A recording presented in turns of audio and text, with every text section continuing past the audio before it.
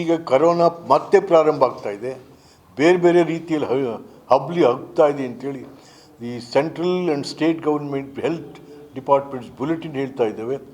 ಈಗ ನೀವು ರಾಮ ಮಂದಿರಕ್ಕೆ ಹೋಗ್ತಾ ಇದ್ದೀರಿ, ರಾಮ ಮಂದಿರ ಉದ್ಘಾಟನೆ ಅಂತ. ಅದಿನ್ನೂ ಪೂರ್ಣ ಆಗಿಲ್ಲ. ನಿಮ್ಗೆ ಎಲೆಕ್ಷನ್ಗೆ ಬೇಕಿತ್ತು, ನಾವು ಮಾಡಿಬಿಟ್ಟು ಅಂತಂತ ಹೇಳಲಿಕ್ಕೆ.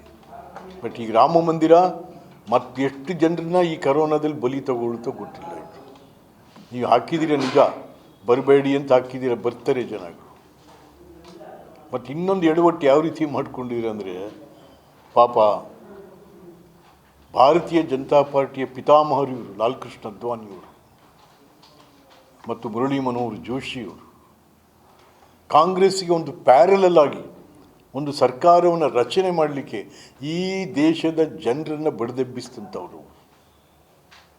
ಯಾಕೆಂದರೆ ಜನತಂತ್ರ ವ್ಯವಸ್ಥೆಯಲ್ಲಿ ಬಲಿಷ್ಠವಾದಂಥ ವಿರೋಧ ಪಕ್ಷಗಳು ಇರಬೇಕು. ಹಾಗಾಗಿ ಒಂದು ಪ್ಯಾರಲಲ್ ಪಾರ್ಟಿಯನ್ನು ಕಾಂಗ್ರೆಸ್ಗೆ ತಂದಂಥ ಕೀರ್ತಿ ಪುರುಷರು ಲಾಲ್ ಕೃಷ್ಣ ಅದ್ವಾನಿಯವರು. ನೀವು ಅವ್ರನ್ನೇ ಬರಬೇಡಿ ಅಂತೀರಲ್ಲ, ಚೆ ಎಲ್ಲಾದರೂ ಉಂಟೆ? ನೀವು ಯಾವಾಗ ಬಂದ್ರಿ ಮೋದಿಯವರೇ? ನಿಜ, ಯಾಕೆಂದರೆ ಕ್ರೆಡಿಟ್ ಅವ್ರಿಗೆ ಹೋಗ್ಬಿಟ್ಟತ್ತು ಅಂತ. ಅಲ್ಲಿ ನಾನು ಮಸ್ಕಾಗ್ಬಿಡ್ತೀನೇನೋ, ಲಾಲ್ ಕೃಷ್ಣ ಅದ್ವಾನಿಯವರು, ಮುರಳಿ ಮನೋಹರ್ ಜೋಶಿಯವರು ಇಂಥ ದೊಡ್ಡವರು ಬಂದಾಗ ಅದೇ ನಿಮ್ಮನ್ನು ಎಲ್ಲ ರೀತಿಯೂ ಟೀಕೆ ಮಾಡಿದಂಥ, ನಿಮ್ಮ ಇದೆಲ್ಲದಕ್ಕೂ ಯಾವುದು ಈ ರಾಮ ಮಂದಿರ ಇವಕ್ಕೆಲ್ಲ ಟೀಕೆ ಮಾಡಿದಂಥ ದೇವೇಗೌಡರನ್ನು ಕರೆದಿದ್ದೀರಾ. ರಾಮ ಮಂದಿರಕ್ಕೆ ಅಡಿಪಾಯಿ ಹಾಕಿದಂಥ ಲಾಲ್ ಕೃಷ್ಣ ಅದ್ವಾನಿಯವ್ರನ್ನ ಬೇಡಿ ಅಂತೀರಾ. ಹಾಗಾದ್ರೆ ದೇವೇಗೌಡರಿಗೆ ವಯಸ್ಸಾಗಿಲ್ವೇ? ದೇವೇಗೌಡರ ಆರೋಗ್ಯ ಚೆನ್ನಾಗಿದೆಯಾ?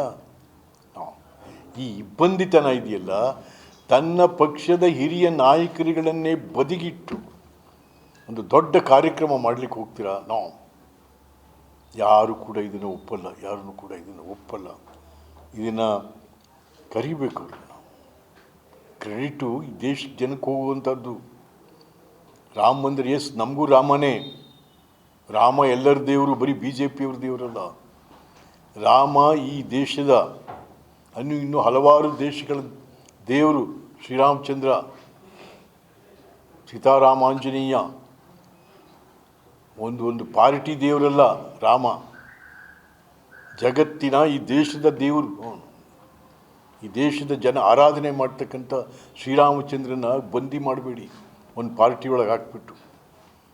ಹಾಗಾಗಿ ನೀವು ಲಾಲ್ ಕೃಷ್ಣ ಅದ್ವಾನಿಯವ್ರನ್ನ, ಮುರಳಿ ಮನೋಹರ್ ಜೋಶಿಯವ್ರನ್ನ ಕರಿಬೇಕು.